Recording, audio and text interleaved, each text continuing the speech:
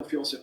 Mais est-ce que quand même à un moment, il n'y a pas un petit peu de malveillance dans tout ça, dans le fait de fermer Fessenheim, puis de sortir des factures d'électricité 500-600% plus chères, dans le fait de faire culpabiliser tout le monde, dans le fait de mettre en avant des acteurs, en effet, qui n'ont pas ni de formation ni de compétences politiques particulières, faire culpabiliser la population en disant regardez tout de même, il n'y a pas d'alternative, comme disait Margaret Thatcher, there is no alternative, il faut baisser ton chauffage, il faut baisser tes dépenses électriques parce que sinon tu es un irresponsable.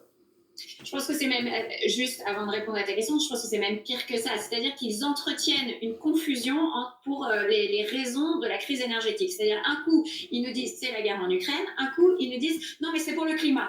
Donc, en fait, il y a une espèce d'enfumage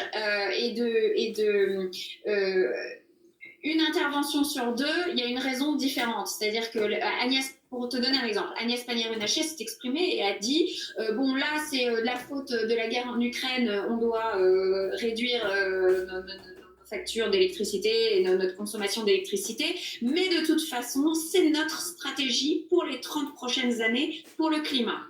Donc en fait, il y a une espèce de confusion. Alors c'est pourquoi? C'est à cause de la guerre ou c'est à cause du climat? Il se trouve que c'est à cause de ni l'un ni l'autre, c'est leur choix stratégique de leur politique énergétique qui est responsable.